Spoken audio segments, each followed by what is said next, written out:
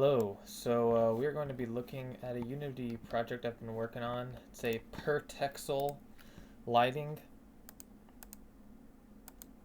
Whoops. By per texel, oh that's baked. Basically, as you can see, it's very pixelated. So the lighting instead of per segment, per fragment or per vertex is per texel. And it uses the UV of the model that you have. So in this case, we have this building here. And then it generates a texture of whatever size you have, as long as it's base 2. Okay. We have a bunch of lights. In this scene, we have 30, I think it's like 35. It's at least 30. I think it's 35 lights. They're all baked right now. As you can see right here, they're all baked. And there's only this other one, which is also baked. And so with that, we get pretty good performance. This is using a method called ray triangle intersection. Specifically, it's called MollerTrombore. I won't go into the details, but it's a cool method. However, it is not the best for performance. So I'll show that right now. As you saw, I think it was like 600 FPS there. We're just gonna unbake everything. So everything is gonna be live lighting. We can move the lights around and stuff like that, and just pay attention to the FPS. So it's dipped quite a bit, about half.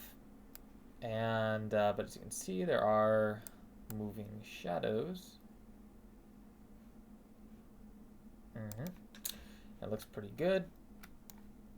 I like to, for me personally, I like to move them. Whoops, I'll get up there. I like to move them across the beams. I don't know why, but I just find it satisfying. Anyway, we can make it even worse performance if we cast shadows. So that's where actually the MollerTrombore method comes in, is to the shadow casting. So basically, in a compute shader, I said I wouldn't explain it, but I guess I will.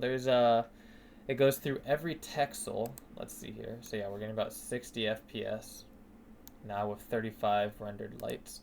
It goes through every texel in parallel, and for every texel, it looks at every light that light reaches. Okay, so it only considers the lights that are near enough, to be fair. But once it finds those lights and it's casting a shadow, it's gonna look at every single triangle in the scene actually, and it's gonna see if the ray from the light to the texel has a triangle between it. Okay, and if it does, then it casts a shadow. So why might I use this? Well, in my specific use case with these texels and these lower polygons, it's actually not too bad. It's really not too bad. Especially if you're smart about what you're baking. And if you have it baked, it doesn't matter if you cast a shadow or not. It'll make no performance difference. It's just I actually prefer the way it looks without shadows. Anyway,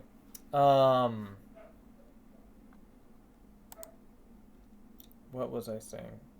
Oh yeah, why did I choose this? So, like I said, with the specific use case I have, which is this sort of pixelated look with the low polygon, just because that's what I'm going for in this scene, it's not too bad of a method.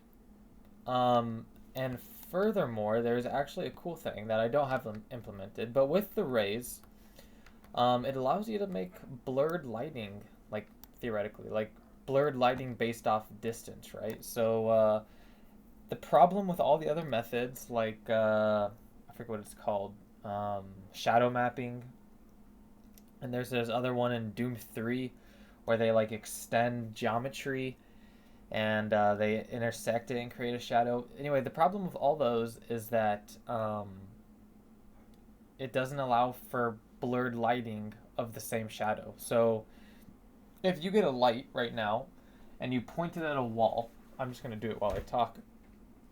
and you put your hand between the light and the wall, put your hand close to the light, you'll notice the shadow on the wall is very blurry. Now, if you put your hand very close to the wall, away from the light, you'll notice your hand becomes very hard. If you were to put your arm at the light base and extend your hand out towards the wall, you'd notice that at your arm would be blurry, but as your hand gets closer to the wall, the shadow becomes sharper.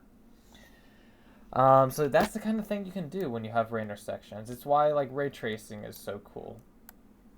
This is like actually, I think it's ray tracing. It's not like the same thing, but it's a form of ray tracing, I think, anyway. But so yeah, that's why I've chosen this. Paired with just the use case that I have of lower texel counts and lower polygon counts, plus the extra advantage of being able to make blurred shadows, which is on the agenda. It's pretty cool. And to be honest, with baked lighting, with everything being baked, and or even if it's not baked and you have shadows turned off, the performance really isn't too bad.